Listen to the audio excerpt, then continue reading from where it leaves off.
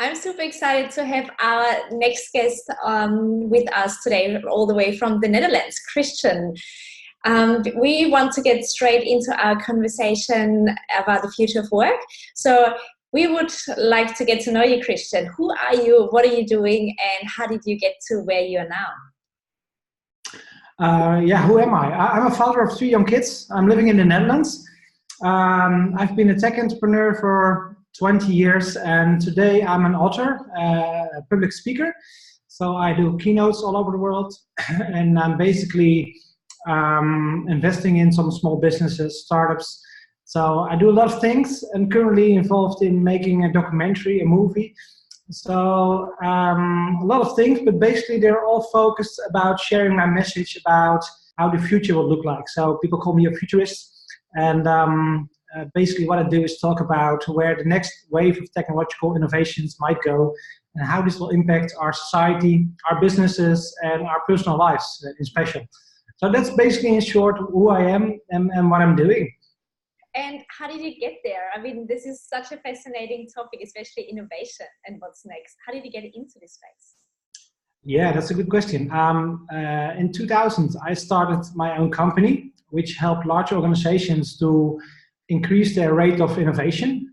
So we were some kind of incubator helping those large corporations to speed up the rate, to disrupt themselves, to find out new solutions, make their products and services more human, so more intuitive.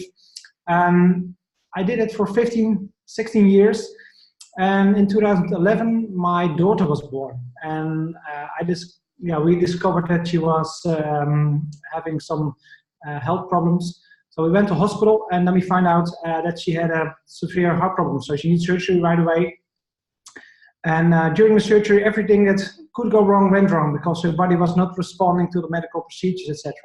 Mm-hmm. So finally, they gave us a terminal diagnosis, and that's pushed me or ignited a fire in me to start for a solution by ourselves. So I started to do research, and during that research, I discovered that the human body is a community of trillions of cells working together in harmony, and that these communities have a lot in common with organizations that I was involved with for a couple of last 15 years. So basically, this research led to a solution, so we could save the life of our daughter. She's today 8 years old. She's doing perfectly fine. But it also gave me some insights how cells use biology to solve problems in organisms and how humans use technology to solve problems in organizations. And I started to see all kind of correlations and parallels between those two development curves. And I decided to write a book about it, Humanification, Go Digital, Stay Human. And that became an instant bestseller on Amazon.com. And that's also ignited sparked my speaking career. And today I'm traveling all over the world, doing keynotes in almost every continent. Last year I was in 4 continents, 15 different countries, speaking before 80 or 90,000 people, including royals and all kind of special guests. So it went in 3 years to where it's now. And yes, it's a fun job. I can advise it to everyone. But that's how I got here. Yeah. Congratulations. This is fantastic. It also shows there's obviously an appetite for this kind of topic. And given you are so much on the pulse of innovation and change and what's next, what have been the major changes that you've seen and also spoken about over the last 12 months in those areas? How does technology change the way we live and work and act and interact? Yeah, especially last year I was talking a lot of artificial intelligence. In my model, we have 7 waves, and we are now entering the 6th wave. And the 6th wave is parallel to the neocortex brain in biology. So it helps us to learn and adapt in real time and to solve all kind of big, complex problems. So AI is I think, basically the biggest disruptor that we will see in the next 10 years. And it will totally change the way we interact with technology. So in the past 20 or 30 years, we human beings have to adapt to technology if we want to interact with it. So we have to learn programming languages or trainings or read manuals to interact with advanced machines. But now technology becomes so advanced, and especially with AI, it can understand language much better, that we can interact in a much more natural way with technology. So we are going to an era where people that can talk can interact with the most advanced technology and most advanced knowledge in the world available. And I'm very positive about what this will bring to humanity, because all layers of society will have access to this technology. And I think this will change the model that we live in. That technology is not only for the people, the rich, or the people who are tech savvy or educated. No, if you can talk, you can interact with technology. That will change, I think, everything in our society as we know it. So AI is, I think, the most prominent technology that we will see in the next 10 years. And we're only in the early stages. So it's been here for a couple of years now, in the speed as we see it today, with the neural networks and stuff. But I think that the best is yet to come. I think in the next couple of years we will see one breakthrough after the other, and yeah, I think we will see beautiful things. So I'm really excited about AI and what this will bring to humanity as a whole, but also to individuals. I think AI is about the ultimate empowerment of a human being. So 5 or 10 years from now, we will have the best lawyer in your pocket for $9.95 a month, or a doctor, for example, or a dietist, or whatever profession can be digitized and can be put in an app, can help you, and you can have dialogue with it, and it can help you to make valid decisions in your life. So I think that this technology will have massive impact on the way we live, how we organize things, and how we structure our society. So yeah, I'm very looking forward to the next decade. It's definitely exciting, and as you mentioned, we're just scratching the surface. We haven't even discovered what it actually can do. But you also mentioned a couple of very traditional professions, a lawyer and a dietitian. How do you see AI or the technology changes the way we do work, the kind of professions that are still relevant to us as a human? Well, robotics and AI are very able to automate all kind of hard skills.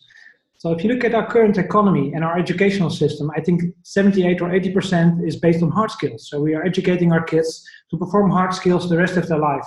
So you're on school for 8 or 10 or 12 years, and then you have a set of skills which makes you very inflexible, static, and AI and robots can do that in a much faster pace and much more efficient and cheaper than we humans can do that. So I think that will bring the focus towards soft skills. I truly believe that the skills, the soft human skills that we were born with, are the skills that we will need in our future economy. So empathy, creativity, vision, all these kind of things, ethics, all kind of things that we are born with. I think that will be more valued in the near future, because when hard skills can be automated and digitized, they will become a commodity, just as we've seen with Netflix or Spotify, as many music or videos as you can watch for a fixed price per month. I think the same will happen with many hard skills. So if you're a lawyer and your hard skills are searching for data and stuff to make specific calls about what is possible or not on a legal perspective, technology will surpass you if you are only focused on those skills. So I believe that work of the future will be more focused on soft skills, more the human interaction, creative ideas, problem solving. So thinking on a much higher level than we do today. And I think this will be quite disruptive, because, as I said before, only 80% of our economy is based on those hard skills. So if machines can do many of these hard skills in next 10, 15 years, then all these people have to look for something else. They have to educate themselves or re-educate towards a different kind of skills. And those skills will be more in the soft skill area, I think. And do you see that we still have the same professions, just a different focus on those professions? Is it more the human interaction rather than the looking for data, or will it be a completely different way of professions and roles that we're going to perform? I think it's both. I think a lot of professions will disappear, driving a truck, for example, working in factories or distribution centra or whatever low educated jobs. I think most of them will be replaced anytime in the next 10, 15 years. But I think at the same time, jobs that we perform today, like programming, will raise to a higher level. So we are now programming all kind of nitty-gritty small stuff that will go to a next level where we inspire the computer or the machine on these are the constraints, and you need to make a program within those constraints. So it's a much higher level of thinking. I also think that jobs, for example, in a factory where people were doing very simple tasks, they now perhaps switched the job to program the robots, how to do their jobs that they did it before. So not programming in programming language, but show the machine, grab this, put it there, do this, in that way. So I think that the jobs will shift to a higher level, to a more creative, more visionary level. But also, I think we will see a new breed of jobs. 10 years ago, we could not imagine that kids can earn millions of euros or dollars by simply creating a YouTube channel and being themselves. So I think in the future, we will see a lot more of these kind of jobs. And I think the future jobs will be about finding who you really are and use technology to project or leverage that into the world. And bring that personal story, what everyone has, I think, a personal story, use technology to bring a story in the world, and that will create some kind of value for some kind of people. And I think that will be more the jobs of the future. It's just much more about you and not about the organization or the company that you are working for. I think it will be a 180-degree switch from adapting to organizations so that organizations adapt to humans. And you can be yourself, and by doing that, you can create value, economic value in the world. So I think, yeah, we will go to, I think, a big shift where we start to ask ourselves, okay, what does it mean to be a human being? When machines are getting smarter than us, getting faster, cheaper, more reliant, all these things.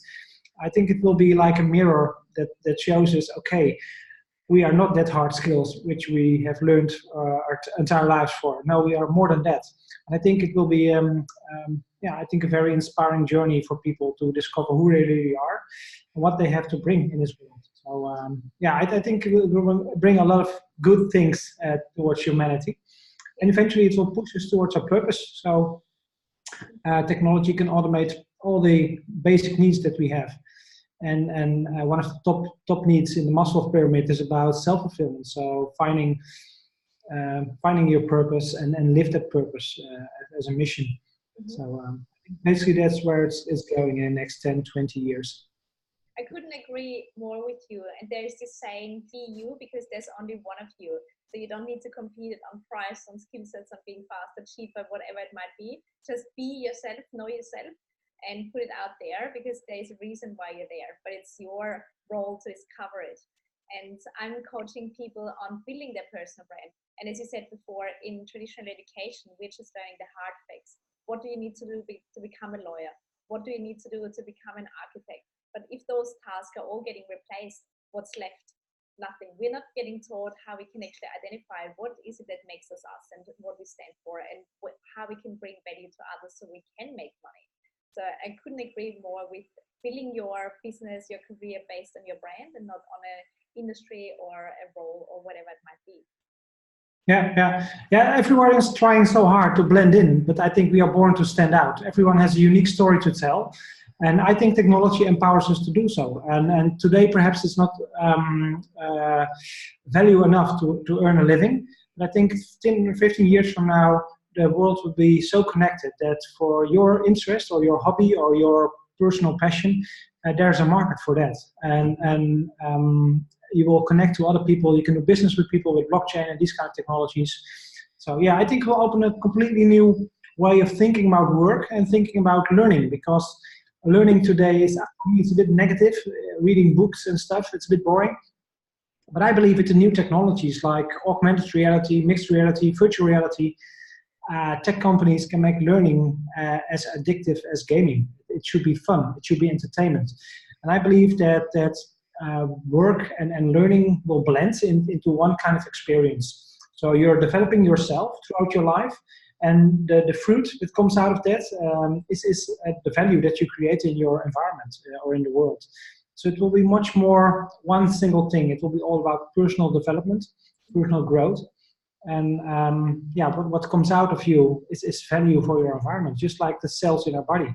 I truly believe that the cells in your heart also follow their purpose. And each cell has a specific task, and that's the thing it wants to do all day long, your entire life.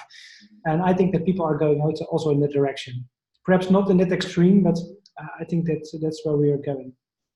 And have you got any recommendations for anyone who wants to future-proof themselves and get started with who are they and how can they create their own careers or stay relevant in tomorrow's economy? What kind of recommendations would you give them to get started? To get started, I think one solution to find your purpose is ask yourself, okay, in the past couple of months or the past year, what were the most meaningful moments for me? And write them down. And again, ask yourself, okay, why was this moment so meaningful? And then ask that question a couple of times until you get into a loop. And then you're close to, I think, where your joy or your bliss is. And I think that might be a good compass needle for you to decide in which direction your life should go. And today you can look on the internet and see if you can create some kind of value with who you are. So I think with very small steps, you can do that next to your current job, for example. But start to ask yourself the question, why? Why I'm here? What is it that I have to bring to society? And are there platforms or tools or technology that can help me to leverage that knowledge and bring that into the world? And if you do it from a way of or a state of bliss or a state of enjoy, fun, and don't expect anything from it, then you can create some kind of community or affect people or inspire people, and that can turn into some kind of business or some kind of revenue that can help you to build your own personal business. And I see a lot of people are doing it right now already, and it's also easier today to switch from a fixed job to being self-employed, because you have many platforms that can help you to earn money. So I think the risk is lowering each year when the new technologies increase. And but it all starts with asking why I'm here, what moments in my life were meaningful, and then why was that, and again and again until you're in a loop, and then that might be a starting point. It's a great starting point, getting down to the 5 whys to really go to the core. That's great. And you being obviously very much on the pulse of what's happening, what are the innovations, what's not there yet, but what's going to come. How do you stay relevant? How do you see those changes coming to us?